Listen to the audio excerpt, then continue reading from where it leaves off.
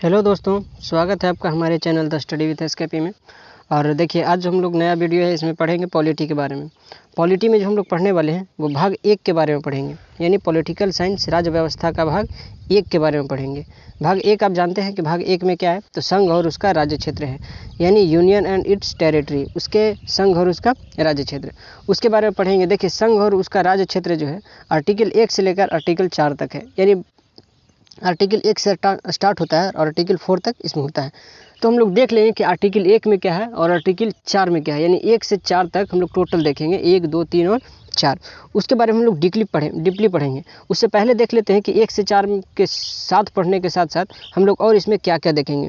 तो इस वीडियो में हम लोग देखिए, सबसे पहला देखेंगे अनुच्छेद 1 से लेकर 4 तक क्या है उसके बारे में।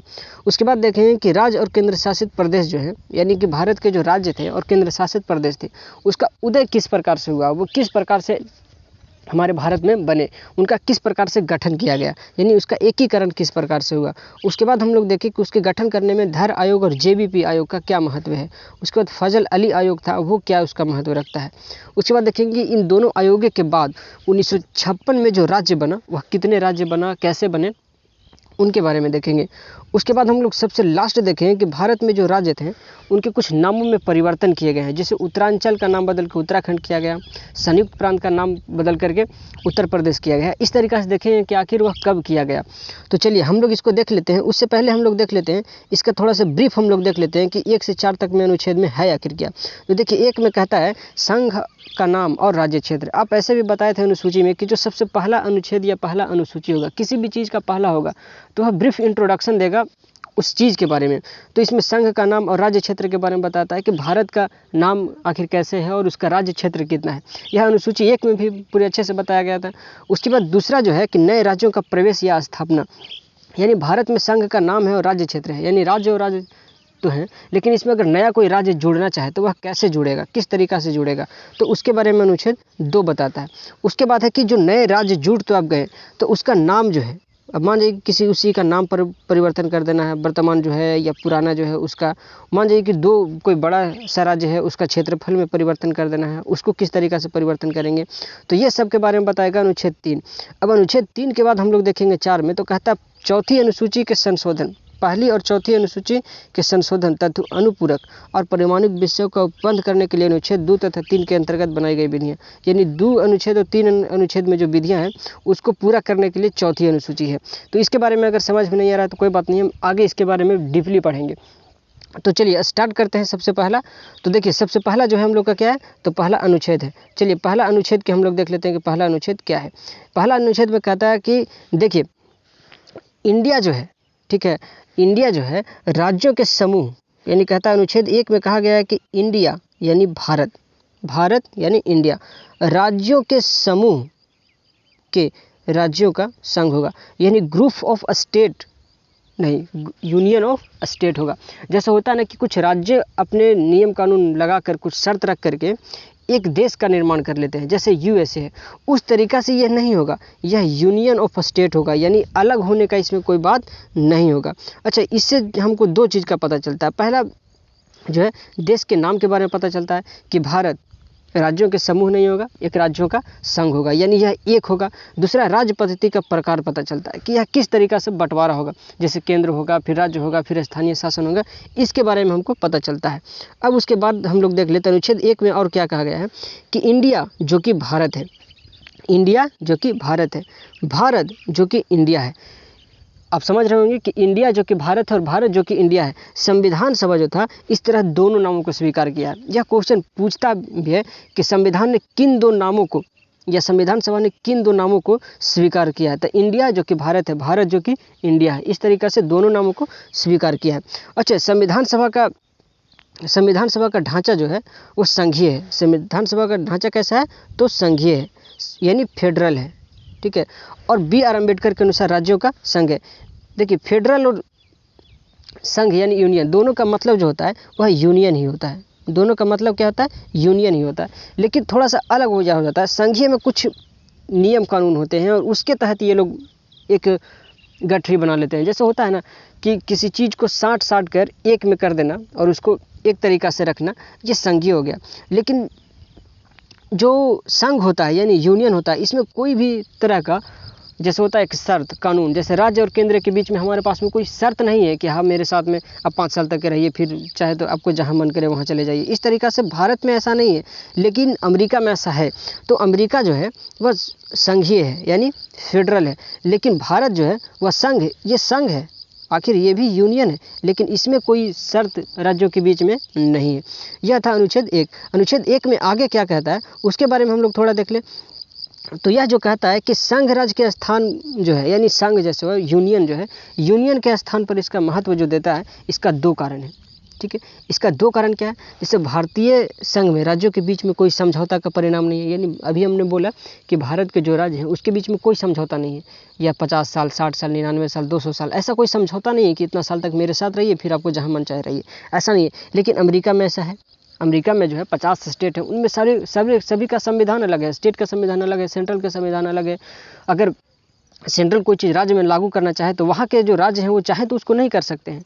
तो इस तरीक़ा से वहाँ पे एक समझिए तो एग्रीमेंट है, लेकिन भारत में ऐसा कोई राज्यों के बीच में एग्रीमेंट नहीं है। उसके बाद इसमें कहता है कि राज्यों को संघ से विभक्त होने का कोई अधिकार नहीं है। भारत में जो राज्य है उसको सेंटर से यानी जो पूरे देश है उसे अलग होने का कोई बात ही नहीं है। अंदर में है, जैसे उत्तर प्रदेश है, उससे कोई स्टेट अगर कोई और चाहे तो जैसे 2000 ईस्वी में उत्तराखंड हो गया ना, उस तरीक़े से अगर चाहे तो और भी स्टेट बनाए जा सकते हैं। बिहार से जिस तरीक़े से झारखंड हो गया उस तरीक़े से विभक्त हो सकता है, लेकिन ये कह दे कि हम विभक्त होकर कोई अलग देश बना लेंगे तो ये नहीं हो सकता। हाँ, यह कुछ दिन पहले जम्मू कश्मीर में आते रहता था। वहाँ के जो कुछ बयानबाजी थे, ऐसे बयानबाजी कभी कभी वहाँ के मुख्यमंत्री कर देती थी, जिससे ऐसा उपद्रवी जैसे माहौल बन जाता था। लेकिन फिलहाल में अब ऐसा कुछ नहीं है। अनुच्छेद 1 के अनुसार देखिए, अनुच्छेद 1 जो है उसके अनुसार अगर भारतीय क्षेत्र को बांटे तो 3 क्षेत्र में बांट सकते हैं। ठीक है, 3 प्रकार से बांट सकते हैं। पहला देखिए राज्य के क्षेत्र, पहला क्या हो जाएगा तो राज्य के क्षेत्र यानी भारत जो है उस भारत का क्षेत्र। दूसरा अगर हम लोग बांटना चाहें तो दूसरा हम लोग बांट सकते हैं संघ के क्षेत्र, पहला राज्य के क्षेत्र और दूसरा संघ के क्षेत्र। राज्य यानी जैसे बिहार है, सॉरी मान लीजिए कि इंडिया है, तो यहाँ राज्य जो कहा गया है वो भारत को पूरे भारत को कहा गया है राज्य। अब राज्य जो है उसका हम पूरा क्षेत्र देख ले तो आप देख सकते हैं कि उत्तर में जम्मू कश्मीर है, दक्षिण में जो सबसे अगर देखें तो तमिलनाडु है, अगर पश्चिम में देखें तो सबसे पश्चिम में जो है वो गुजरात है, अगर पूरब में देखें तो अरुणाचल प्रदेश है। इस तरीक़े से जो भी उसका क्षेत्र और सीमा है उनमें मिला करके, है ना, तो इसको पूरा मिला करके आप एक आकार भारत का देख सकते हैं कि उसका क्लियरिटी जो है उसका जो पिक्चर है किस तरीक़े से उसका राज्य क्षेत्र है। उसके बाद होता है संघ के क्षेत्र। संघ यानी भारत के जो राज्य है उनका क्षेत्र है। जैसे आप बिहार का सीमा देख सकते हैं, उत्तर में नेपाल है, दक्षिण में अगर देखें तो झारखंड है, पूर्व में अगर देखें तो पश्चिम बंगाल है, अगर पश्चिम में देखें तो उत्तर प्रदेश है। इस तरीक़े से उसका क्षेत्र कहाँ तक है उसके बारे में। तीसरा में कहता है ऐसा क्षेत्र जिसे किसी भी समय भारत सरकार द्वारा अधिगृहित किया जा सकता है, मतलब कि भारत सरकार द्वारा किसी भी समय उसको अपना अंडर में ले सकता है। जैसे आपने गोवा को देखा, दमन और दीव को देखा, दादर एवं नागर हवेली को देखा, वो सभी दूसरे के हाथों में थे, लेकिन उसको कभी न कभी उसको भारत सरकार अपने हाथ में ले लिया। तो उस तरीक़ा से जो है ये भारतीय क्षेत्र को 3 भागों में बांटा जाता है कि किस तरीक़ा से उनका बंटवारा होगा।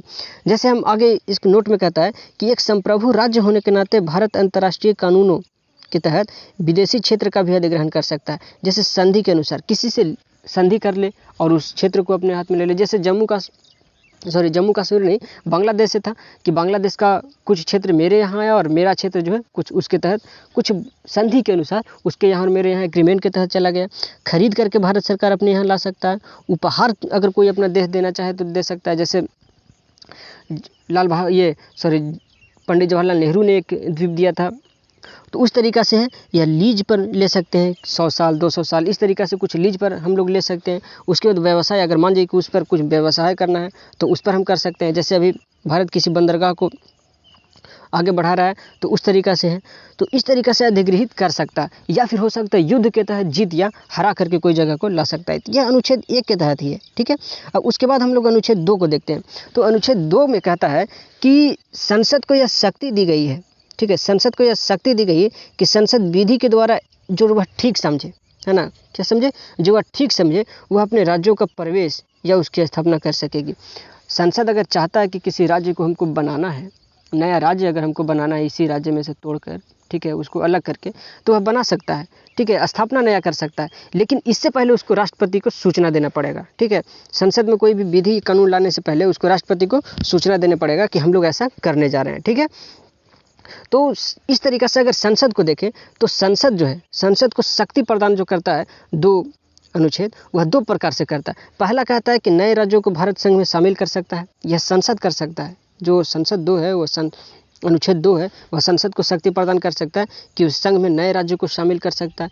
दूसरा है नए राज्य का गठन कर सकता है। यह कौन देता है? तो अनुच्छेद 2 संसद को शक्ति देता है। और इसी 1, 2, 3, 4 के तहत, इसी 4 अनुच्छेद के तहत हमने, आप अगर डीपली आप पढ़िएगा तो देखिएगा जम्मू कश्मीर को तोड़ ममोड़ के रख दिया गया। उसके बाद अगर हम लोग देखें अनुच्छेद 3 को, तो अनुच्छेद 3 में कहता है भारतीय संघ में नए राज्यों के निर्माण या वर्तमान राज्यों के नामों में परिवर्तन से संबंधित है। भारत संघ में जो राज्य है उसका निर्माण, मान लीजिए कि किसी राज्य का नया निर्माण करना है या राज्यों का नामों में परिवर्तन कर देना है, तो इससे संबंधित जो है अनुच्छेद 3 है। ठीक है, भारतीय संघ 3 के पुनर्निर्माण की व्यवस्था करता है, या पुनर्निर्माण यानी पुनर्सीमन की व्यवस्था करता है। पुनर्सीमा की, जैसे मान लीजिए कि कोई नया सीमा बनाना चाहे तो उस तरीके से व्यवस्था 3 के तहत किया जा सकता है। उसके बाद 4 है, देखिए अब आपने पढ़ा अनुच्छेद 4, यह स्वयं घोषित करता है कि नए राज्यों का प्रवेश या गठन, अनुच्छेद 2 में पढ़ा कि नए राज्यों का प्रवेश और गठन हो सकता है, तथा नए राज्यों के निर्माण और सीमाओं में परिवर्तन, अनुच्छेद 3 है। अगर ऐसा कोई काम किया जाता है, नए राज्यों का प्रवेश, कोई नए राज्यों को लाया जाता है और नए राज्यों का या अगर उसके नाम में परिवर्तन किया जाता है, तो इस संसद के द्वारा अगर किया जाएगा तो इसको संविधान में संशोधन नहीं माना जाएगा, बल्कि यह एक सामान्य बहुमत के द्वारा इसको पूरा किया जा सकता है। यह अनुच्छेद 1 से 4 तक था, यानी 4 तक के में हम लोग ब्रीफ जो है थोड़ा सा हम लोग समझ गए होंगे कि अनुच्छेद 1, 2, 3 और 4 क्या कहता है। ठीक है, 1 कहता है कि संघ और इसका राज्य क्षेत्र है, 2 कहता है कि नए राज्यों का प्रवेश कैसे होगा, 3 कहता है कि उसका नाम में परिवर्तन कैसे आप करेंगे, और 4 कहता है कि नाम में परिवर्तन करेंगे और कोई अगर नया राज्य लाएंगे तो उसको संविधान का संशोधन नहीं माना जाएगा, बल्कि उसको सिंपल बहुमत के द्वारा आप पूरा कर सकते हैं। ठीक है, उसके बाद अगर हम लोग आगे देखें तो राज्य जो है, यानी राज्य के पुनर्गठन संबंधी सेक्शन संसद जो है उसको क्या शक्ति है, तो देखिए संसद की शक्ति जो देता है राज्य के पुनर्गठन संबंधी, आपने पढ़ा ये अनुच्छेद 3 है। अनुच्छेद 3 के तहत देखिए सबसे पहला किसे क्या कहता है कि किसी राज्य में से उसका राज्य क्षेत्र का अलग कर देगा, या 2 या 2 से अधिक राज्यों को या राज्य के भागों को मिलाकर किसी एक राज्य का निर्माण कर सकेगा। जैसे अभी फिलहाल में देखे हुए आपने कि दादर और नागर हवेली और दमन और दीव को एक में मर्ज कर दिया गया। उस तरीक़े से आपने 2000 ईस्वी में देखा होगा कि बिहार से झारखंड कर दिया गया, उत्तर प्रदेश से उत्तराखंड बना दिया गया, मध्य प्रदेश से छत्तीसगढ़ बना दिया गया। इससे पहले भी आपने देखा होगा कि पंजाब वाले को पंजाबी भाषा वाले को पंजाब कर दिया गया, हिंदी भाषा वाले को हरियाणा कर दिया गया। इस तरीक़े से आपने पहले भी देखा होगा। जैसे यहाँ पे दिया हुआ भी है कि बिहार से झारखंड और है। उसके बाद देखिए सब क्या कहता है कि किसी राज्य के क्षेत्र को बढ़ा सकेगा, यानी किसी राज्य के क्षेत्र है उसको बड़ा कर देगा, किसी राज्य के सीमा को घटा भी सकता है, किसी राज्य के सीमा में परिवर्तन कर सकेगी, किसी राज्य के नाम में परिवर्तन कर सकेगा। जैसे हमने बताया कि उत्तरांचल को उत्तराखंड कर दिया गया है ना, संयुक्त प्रांत को उत्तर प्रदेश कर दिया गया। तो इस तरीक़ा से नाम परिवर्तन कर दे सकता है। उड़िया को अपने नाम सुना होगा कि ओडिशा कर दिया गया है। तो इस तरीक़ा से नामों में जो परिवर्तन है वो अनुच्छेद 3 के तहत एकदम आराम से किया जा सकता है, और ऐसा अगर करेगा तो संविधान में उसको संशोधन नहीं माना जाएगा, बल्कि वह सिंपल एक बहुमत माना जाएगा। उसके बाद अब हम लोग देखते हैं कि राज्य एवं केंद्र शासित प्रदेश का उद्भव कैसे हुआ, आखिर कैसे ये लोग जो हैं वो आए भारत में। तो देखिए भारत जब आज़ाद हुआ था, तो भारत जब आज़ाद हुआ तो उस समय 2 प्रकार के राज्य था। ठीक है, 2 प्रकार के राज्य क्या था, तो एक जो ऐसा राज्य था तो जो ब्रिटिश शासन के एकदम अधीन था, डायरेक्ट उस पर ब्रिटिश शासन का कानून था। लेकिन एक ऐसा था कि जहाँ पे कुछ राजा थे, ठीक है, लेकिन वो ब्रिटिश शासन के अधीन काम कर रहे थे। तो 2 प्रकार के शासन थे, एक ब्रिटिश शासन के अधीन और एक ब्रिटिश शासन से अलग लेकिन उसके अधीन। तो इस तरीक़े से था। जब भारत जब आज़ाद हुआ है ना, भारत जब आज़ाद हुआ 1947 ईस्वी में, तो वह 2 राष्ट्र बना, यानी द्विराष्ट्रीय सिद्धांत पर। एक भारत बना और दूसरा पाकिस्तान बना। तो पाकिस्तान का हालत तो आप जान ही रहे हैं कि उसका चरमरा रहा है। भारत अपना भारत है, महान था, महान है और महान रहेगा। तो इस तरीक़ा से अब जब इस तरीक़ा से आज़ाद हुआ तो भारत में जो राज्य थे, भारत में जो जगह थे, भारत में जो रियासत थे ब्रिटिश शासन के अधीन या फिर राजा थे, तो देसी रियासत जो थे वो जो भारत में जो शासन था अंग्रेज का वो तो भारत में रह ही गए, लेकिन जो देसी रियासत थे उसको 3 तरह के शर्त रखा गया उनके सामने कि आपके सामने 3 तरह के शर्त है, आप 3 शर्त में से कौन लाभ उठाना चाहते हैं तो उठाएं। सबसे पहला शर्त था कि आप अगर भारत में रहना चाहते हैं तो भारत में रहिए, आपका स्वागत है। आप अगर पाकिस्तान में रहना चाहते हैं तो जाइए भैया, पाकिस्तान में रहिए, आपको उधर भी स्वागत है। लेकिन एक चीज़ और कह दिया कि अगर आप आज़ाद रहना चाहते हैं तो आप आज़ाद रहें, और यही सबसे बड़ा घटिया था। अंग्रेज़ों की जो चाल थी, लड़वाने की चाल थी, सबसे बड़ी चाल यही थी कि उन्होंने बीच में ये डाल दिया। दो चीज़ रखते ना यार, कि एक भारत में जिसको रहना है वो भारत में रहो, जिसको पाकिस्तान में रहना पाकिस्तान में रहो। लेकिन ये बीच में जो चाल चल दी ना कि जिसको स्वतंत्र रहना, आज़ाद रहना है, आज़ाद रहे। अब बताइए तो दो चार गो बोका बिहारी होवे करता है ना, दो चार गो जो है बोका हो ही जाता है।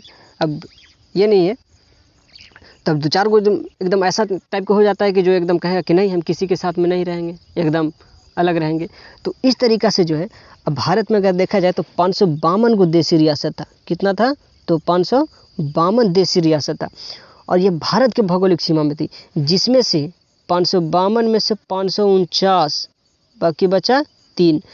549 को कह दिया कि हम भारत में रहेंगे, लेकिन 3 को कहा कि हम भारत में रहबे नहीं करेंगे। बताइए तो ये सर कैसन राज्य था, कैसा था इन लोग? अब इसमें से पहला था हैदराबाद, दूसरा था जूनागढ़ और तीसरा था कश्मीर यानी जम्मू कश्मीर। ये 3 को कहा कि हम नहीं रहेंगे। लेकिन कुछ दिन के बाद, ठीक है, कुछ दिन के बाद इन लोग भी भारत में मिला लिया गया। जैसे हैदराबाद को पुलिस कार्रवाई के द्वारा, जूनागढ़ को जनमत करवा के और जम्मू कश्मीर को विलय पत्र के द्वारा। अब ये ब्रीफ है इस तरीक़ा से, लेकिन इसके पीछे बड़ी लंबी कहानी है। इस लंबी कहानी को कभी हम लोग और समझेंगे कि किस तरीक़ा से इसको मिलाया गया था। फिलहाल हम लोग आगे देखते हैं। अब कुछ आता है आयोग, है ना। अब कुछ आयोग है, तो सबसे पहला आयोग है धर आयोग या जेबीपी आयोग। ये क्या था धर आयोग और जेबीपी आयोग? अब देखिए देशी रियासत जो थे वो तो मिल गए भारत में और जो थे, अब इसको मिला करके स्टेट बना दिया गया। एक जो है संघ भारत, है ना, यूनियन भारत एक बना दिया गया।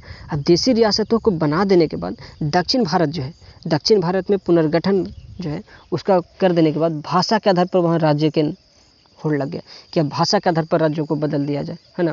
जैसे तमिल बोलता है उसको अलग कर दिया जाए, तेलुगु बोलता है उसको अलग कर दिया जाए, कन्नड़ बोलता है उसको अलग राज्य कर दिया जाए। इस पर अब होड़ लग गया। तब भारत सरकार तो ऐसे ही अभी आज़ाद हुई थी और इसको इतनी जल्दी इस तरीके की व्यवस्था ठीक नहीं लग रही थी। तो उसने क्या किया कि 1948 ईस्वी में, है ना, जून 1948 में, याद रखिएगा, जून 1948 में एस के धर कौन थे? तो एस के धर की अध्यक्षता में भाषाई प्रांत आयोग, क्या था? तो भाषाई प्रांत आयोग की नियुक्ति किया, जिसे धर आयोग कहा गया। जिसे धर आयोग क्यों कहा गया? तो एस के धर जो है ये इसका अध्यक्ष थे, इसलिए इसको धर आयोग कहा गया। इस धर आयोग का गठन किया गया, भाषाई प्रांत आयोग का गठन किया गया।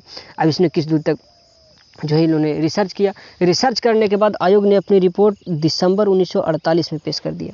जून में गठन हुआ और दिसंबर में इसने आयोग ने अपना रिपोर्ट पेश कर दिया और सिफारिश किया कि राज्यों का पुनर्गठन जो है भाषाई कारक जो है पुनर्गठन भाषाई कारक जो है प्रशासनिक सुविधा के अनुसार होनी चाहिए। यानी राज्यों का जो पुनर्गठन हो वो भाषाई कारक तो हो, लेकिन प्रशासनिक आधार पर होनी चाहिए, है ना। यानी प्रशासन में वह भाषा रहे, लेकिन राज्यों को भाषा के आधार पर चेंज ना किया जाए। इस तरीक़े से किया। अब जब इस तरीक़े से कर दिया तो इसमें कुछ लोचा लगा, तो फिर से एक बनाया गया। दिसंबर 1948 में ही एक भाषाई प्रांत और बनाया गया, ठीक है। भाषाई प्रांत समिति का गठन और किया गया। इसमें कौन थे? तो जवाहरलाल नेहरू, वल्लभ भाई पटेल और पटाभी सीतारमैया। तो जे से जवाहरलाल नेहरू, ठीक है, जे से जवाहरलाल नेहरू, भी से वल्लभ भाई पटेल और एस से कौन थे? पटाभी सीतारमैया। तो आपको पता होगा पी से कौन हो जाएंगे? पटाभी सीतारमैया। तो जो JVP ये हो गए JVP समिति, ठीक है। तो इनका JVP समिति का गठन किया गया, जवाहरलाल नेहरू, वल्लभ भाई पटेल और पटाभी सीतारमैया के साथ मिलकर के। जब इस तरीक़ा से गठन किया गया तब इन्होंने भी अपना समिति रिपोर्ट पेश किया और इन्होंने अपना रिपोर्ट पेश किया अप्रैल 1949 में, ठीक है। इन्होंने अपना रिपोर्ट कब पेश किया? तो अप्रैल 1949 में इन्होंने अपना रिपोर्ट पेश कर दिया। और जब पेश किया तो इन्होंने कहा कि देखिए पूरी तरीक़ा से इन्होंने अस्वीकार कर दिया। क्या कहा? तो इन्होंने पूरी तरीक़ा से अस्वीकार कर दिया कि भाषा के आधार पर कोई राज्य होगा। कहा कि नहीं, कोई हालत में भाषा के आधार पर राज्य नहीं होना चाहिए। और जब इसी तरीक़ा से होड़ लगा तब पता है मद्रास में तेलुगु भाषी का एक राज्य थे। तेलुगु भाषी जो था वहाँ पे एक व्यक्ति थे पोट्टी श्रीरामालू, ठीक है। पोट्टी श्रीरामालू जो है भूख हड़ताल पर बैठ गए कि हम भी देख लेते हैं कैसे भाषा के आधार पर चेंज नहीं होता। और कहा जाता है कि 56 दिनों की भूख हड़ताल के बाद उनका मृत्यु हो जाता है। समझ गए? 56 दिनों की भूख हड़ताल के बाद जब मृत्यु हो जाएगा तो अकबक में जैसे है कि भारत सरकार पर इतना लोड आ गया कि उन्होंने आंध्र प्रदेश को भाषा के आधार पर पहला राज्य घोषित कर दिया। ठीक है, तेलुगु भाषी क्षेत्र को क्या किया उन्होंने, तो आंध्र प्रदेश का नाम से एक राज्य बना दिए। ठीक है, तो आप यहाँ पे एक क्वेश्चन बनता है कि सबसे पहली राज्य जो है भाषा के आधार पर कौन बनी थी, तो वह आंध्र प्रदेश बनी थी। आपको याद रखिएगा कि स्वर में सबसे पहले कौन होता है, अ आता है, अ से आंध्र प्रदेश। और सबसे पहला राज्य कौन बना, तो आंध्र प्रदेश। किस भाषा से, तो तेलुगु भाषा से। उसके बाद दूसरा आता है फजल अली आयोग। इसको हम लोग देख लेते हैं। तो आंध्र प्रदेश के निर्माण हो गया, उसके बाद फिर हो गया, जैसे होता है ना कि एगो बाबू के मिठाई दे दिया तो दूसर को बाबू के मिठाई चाहिए, तो दूसर को बाबू के मिठाई चाहिए। अब दूसरा बाबू के मिठाई देने के लिए फिर लगा, अब पूरे देश में होड़ हो गया कि एगो बना दिए तो हमको भी अब बनाइए, अगला स्टेट भी अब बनाइए। तो इस तरीके से जब होड़ लगा तो दिसंबर 1953 में 3 सदस्य है ना, 3 सदस्यीय जो है राज्य पुनर्गठन आयोग बनाया गया। और यह बनाया गया फजल अली के अध्यक्षता में। फजल अली के अध्यक्षता में बनाया कब, तो 1955 में ये अपना रिपोर्ट पेश कर दिया। ठीक है, दिसंबर 1953 में ये बना और दिसंबर 1955 में दिसंबर 1953 में बना और इन्होंने 1955 में अपना रिपोर्ट पेश कर दिया। यानी करीब 2 साल के भीतर इन्होंने अपना रिपोर्ट पेश कर दिया। अब जब इन्होंने अपना रिपोर्ट पेश कर दिया तब उसके बाद देखिए क्या हुआ कि 1 नवंबर 1956 को 14 राज्य और 6 केंद्र शासित प्रदेश बन गए। ठीक है, क्या बन गए, तो 1 नवंबर 1956 को 14 राज्य और 6 केंद्र शासित प्रदेश का गठन किया गया। फजल अली आयोग में थोड़ा सा यहाँ पे आप लोग देख लीजिएगा कि फजल अली आयोग के अन्य सदस्य थे के.एम. पन्नीकर और H.N. कुंजरू। ठीक है, के.एम. पन्नीकर और H.N. कुंजरू ये अन्य जो लोग थे उसके सदस्य थे। ठीक है, अब उसके बाद हम लोग आगे अगर देखें तो आगे क्या है, तो थोड़ा सा हम लोग यहाँ पे देख लेते हैं कि 1 नवंबर 1956 को 14 राज्य कौन कौन बने थे। तो आंध्र प्रदेश, असम, बिहार, बम्बई, कश्मीर, केरल, मध्य प्रदेश, मद्रास, मैसूर, उड़ीसा, पंजाब, राजस्थान, उत्तर प्रदेश और पश्चिम बंगाल, ये 14 राज्य बने थे। ठीक है, उसके बाद जो 6 को केंद्र शासित प्रदेश बने थे वो सबसे पहला था अंडमान निकोबार, दूसरा था दिल्ली, तीसरा था हिमाचल प्रदेश, चौथा था लक्षद्वीप, मिनिकॉय, अमीनी द्वीप समूह और चौथा था मणिपुर, पांचवा था त्रिपुरा, जो अभी राज्य हैं। इस तरीक़ा से बन गए। अब उसके बाद हम लोग अगर देखें तो उसके बाद आता है 1956 के बाद बनाए गए राज्य और केंद्र शासित प्रदेश। अब थोड़ा सा ये अलग हो जाता है। सबसे पहला जो आता है इसमें वो आता है महाराष्ट्र और गुजरात। ठीक है, तो महाराष्ट्र और गुजरात का ये सीमा आप लोग देख रहे होंगे, यह पहले एक ही था। ठीक है, जिसका नाम था बम्बई। क्या था, अभी आपने पीछे पढ़ा होगा बम्बई, ये पहले बम्बई था। जब बम्बई था तो यहाँ पे 2 भाषा के लोग रहते थे। तो 60 के दशक में 1960 में द्विभाषी राज्य बम्बई को 2 भाग में पृथक कर दिया गया। जहाँ पे मराठी भाषा के लोग थे उसको कर दिया गया महाराष्ट्र, जहाँ पे मराठी भाषा बोलते थे उसको कर दिया गया महाराष्ट्र लोगों के लिए, और जहाँ पे गुजराती भाषा के लोग थे उसको कर दिया गया गुजरात। ठीक है, यानी गुजरात जो अभी राज्य है वो किस राज्य से टूटा हुआ है, तो वह टूटा हुआ है बम्बई से। ठीक है, महाराष्ट्र जो अभी राज्य है वो किससे टूटा हुआ है, तो बम्बई से टूटा हुआ है। ठीक है, इस तरीक़ा से गुजरात जो बना बम्बई से, वह कैमा राज्य था, तो संघ का 15वां राज्य यानी भारत का 15वां राज्य था। ठीक है, उसके बाद हम लोग दूसरा देख लेते हैं, दूसरा राज्य कौन था, तो दूसरा था दादर एवं नागर हवेली। ठीक है, दादर एवं नागर हवेली। आप लोग गुजरात और महाराष्ट्र इसके सीमा पर देखिएगा, दादर एवं नागर हवेली राज्य था। ठीक है, अभी केंद्र शासित प्रदेश है वो था। यहाँ जो सबसे पहले शासन था वह पुर्तगालियों का शासन था। यहाँ पे शासन किसका था, तो पुर्तगालियों का था। 1954 में यह स्वतंत्र हो गया और 1961 तक यहाँ लोगों द्वारा चुना गया शासन चलता रहा। ठीक है, लेकिन 10वां संविधान संशोधन इसमें किया गया 1961 में। 10वां संविधान संशोधन कब हुआ, तो 1961 में, और भारतीय संघ में उसके बाद फिर भारतीय संघ में इसको शामिल कर लिया गया। ठीक है, उसके बाद हम लोग तीसरा देखते हैं गोवा, दमन और दीव। 3 को गोवा, दमन और दीव। 1961 में पुलिस कार्रवाई के द्वारा भारत सरकार ने इन तीनों क्षेत्रों को शामिल कर लिया, गोवा को, दमन और दीव को। ठीक है, 12वां संविधान संशोधन हुआ 1962 में, उसके द्वारा केंद्र शासित प्रदेश में इसको बदल दिया गया। उसके बाद 1987 में गोवा को पूर्ण राज्य का दर्जा दे दिया गया। ठीक है, क्या किया गया, इसको पूर्ण राज्य का दर्जा दे दिया गया। उसके बाद हम लोग देख लेते हैं आगे, चौथा है पुदुचेरी। तो पुदुचेरी ऐसा राज्य है, ठीक है, पुदुचेरी ऐसा राज्य है जो 4 जगहों पर है, 3 राज्यों में 4 जगहों पर है। ठीक है, इसमें सबसे पहला क्या है, तो पुदुचेरी जो है पहले फ्रांसीसी गठन का स्वरूप था, यानी फ्रांस का यहाँ पे शासन था। पुदुचेरी में जो इसको जगह है वो माहे एनाम पुदुचेरी और करैकाल के नाम से जाना जाता है। यानी आपको अगर याद करना है तो माई पीके, याद रखिएगा, माई पीके। एम से होता है माहे, वाई से एनामी, पी से पुदुचेरी और के से करैकाल। यह आपको ट्रिक याद रखिएगा। माहे जो है वो केरल में है, ठीक है। उसके बाद ये नामी जो है वह आंध्र प्रदेश में है, अब पुदुचेरी और करैकाल तमिलनाडु में है। ठीक, तो आप इसको याद कर लीजिएगा। 1954 में फ्रांस ने इसको क्या कर दिया, तो भारत के हवाले कर दिया। 1954 में कब किया, तो 1954 में हवाले कर दिया। 1962 तक इसका प्रशासन अधिग्रहित क्षेत्र की तरह चलता रहा, यानी जैसे इसको पर भारत सरकार अधिग्रहित कर लिया, अपना स्थान है, अपना जमा लिया इसके तहत। और 14वां जब संविधान संशोधन हुआ तब इसको केंद्र शासित प्रदेश में बदल दिया गया। ठीक है, उसके बाद हम लोग आगे देखते हैं, तो आगे आता है 5वां में नागालैंड। नागालैंड आपको पता होगा कि पूर्वोत्तर राज्य में पड़ता है। तो 1963 में नागा पहाड़ी और असम के बाहर के जो त्वेनसांग के क्षेत्र हैं वहाँ पे मिला करके नागालैंड राज्य का गठन किया गया था। ठीक है, नागा आंदोलनकारी जो थे वहाँ पे उसका संतुष्टि के लिए ऐसा किया गया था। किसके कारण, तो नागा आंदोलनकारियों की संतुष्टि के लिए ऐसा किया गया था। ठीक है, नागा आंदोलनकारी की संतुष्टि के लिए। भारतीय संघ में 16वें राज्य का दर्जा पाने से पहले 1961 में जो असम है वह राज्यपाल के अधीन रखा गया था। यह क्वेश्चन एक बार पूछा हुआ है, ठीक है, कि किसके अधीन रखा गया था, तो राज्यपाल के अधीन रखा गया था। ठीक है, उसके बाद हम लोग देख लेते हैं हरियाणा, चंडीगढ़ और हिमाचल प्रदेश। ठीक है, कौन कौन है, तो हरियाणा आप देख रहे होंगे, ये रहा हरियाणा यहाँ पे, उसके बाद रहा ये हिमाचल प्रदेश और ये रहा, इसी में एक जगह पे रहेगा चंडीगढ़।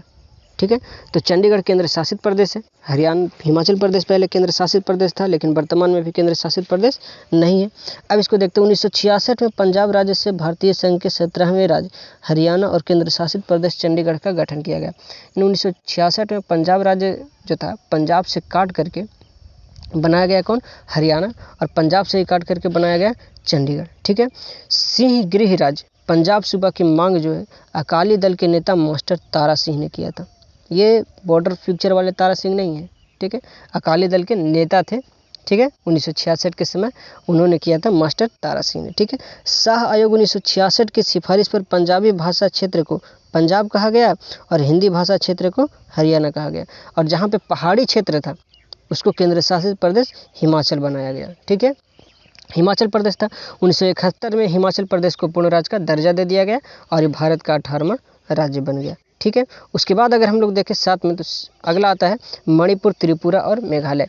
तो 1972 में पूर्वोत्तर भारत के राजनीतिक परिवर्तन के कारण, भारत राजनीतिक परिवर्तन समझते हैं, लोग धीरे धीरे लोग जागरूक हो रहे हैं, और जागरूक होकर के भारत में जब भारत सरकार से हिस्सा ले रहे हैं, तो उस टाइप से देखा गया कि 1972 में 21 राज्य हो गया। 19वां जो राज्य है मणिपुर बन गया, 20वां जो राज्य है त्रिपुरा बन गया, और 21वां जो राज्य है मेघालय बन गया। ठीक है, 22वां संविधान संशोधन अधिनियम 1969 के द्वारा मेघालय को स्वायत्तशासी राज्य बना दिया गया था। ठीक है, मेघालय सबसे ज़्यादा बारिश कहाँ होती है, तो मेघालय में होती है। उसके बाद आता है सिक्किम, सबसे इंटरेस्टिंग जो है सिक्किम। ठीक है, यह नेपाल और भूटान के बीच में है। ठीक है, अगर मैप पर देखिएगा तो एक जैसे लगेगा कि एक ईंटा रखा हुआ है, सबसे खूबसूरत हमें लगता है सिक्किम।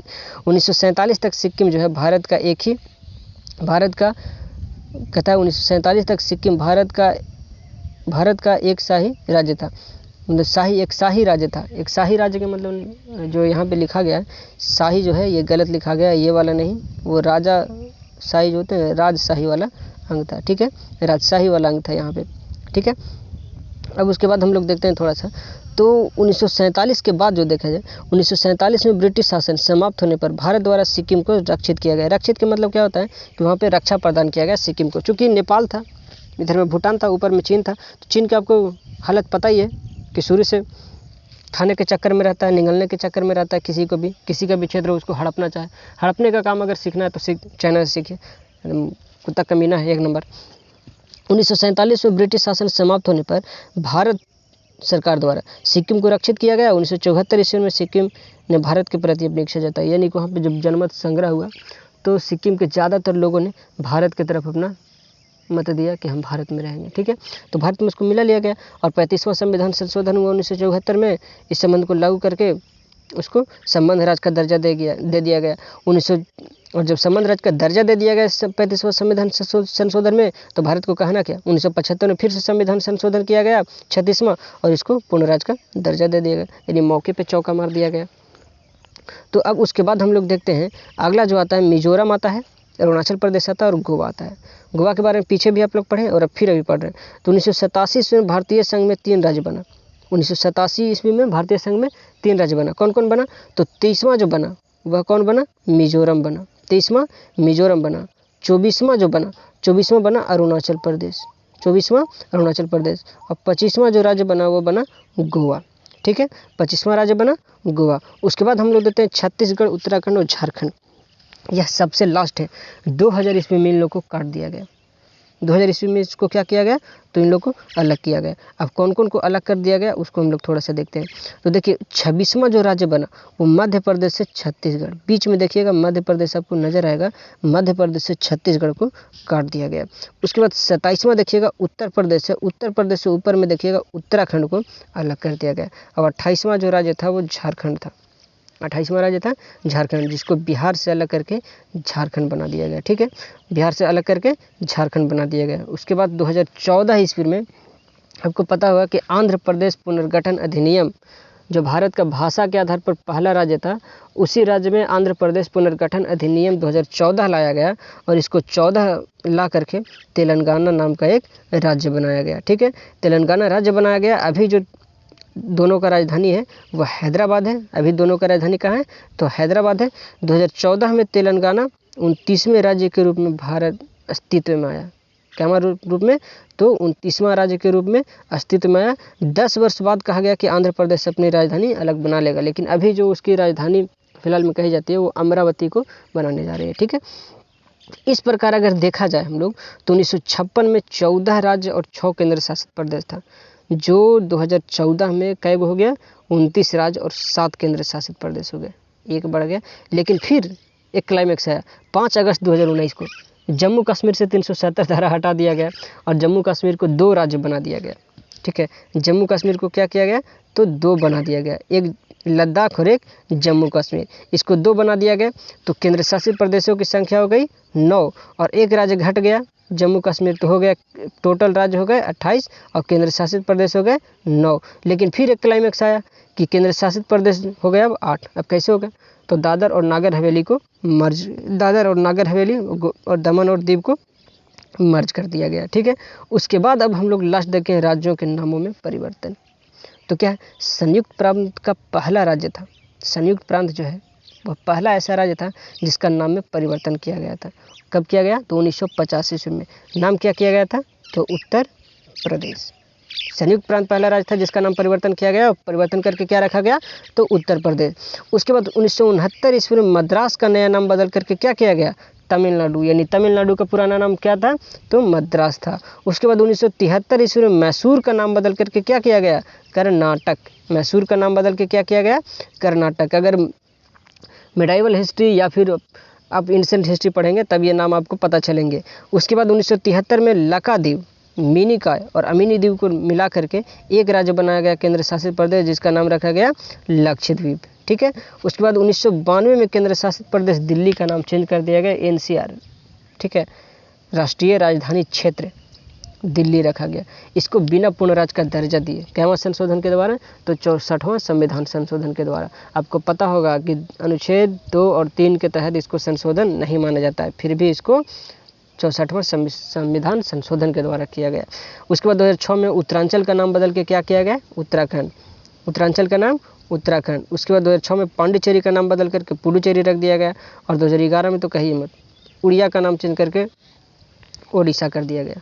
ठीक है, क्या कर दिया गया, ओडिशा कर दिया गया। थोड़ा सा यहाँ पे गलत हो गया, ये हो जाएगा OD और सा। ठीक है, तो इस तरीक़ा से राज्यों के नामों में परिवर्तन हो गया। अब आशा करते हैं कि अनुच्छेद 1 से लेकर के 4 तक क्या है, तो अनुच्छेद 1 से लेकर 4 तक याद रखिएगा, अनुच्छेद 1 से लेकर 4 तक। इसमें कुछ आयोग है ना, कुछ आयोग जो हैं उन लोग आपको अच्छे से समझ में आई होगी। ठीक, और ऐसे ही अगर आप आगे भी वीडियो देखते रहना चाहते हैं तो मेरे चैनल को आप क्या कीजिए, सब्सक्राइब कर दीजिए दोस्तों, लाइक कर दीजिए। ठीक है, फिर आपको ऐसे ही अगले वीडियो में हम मिलेंगे जोरदार वीडियो के साथ।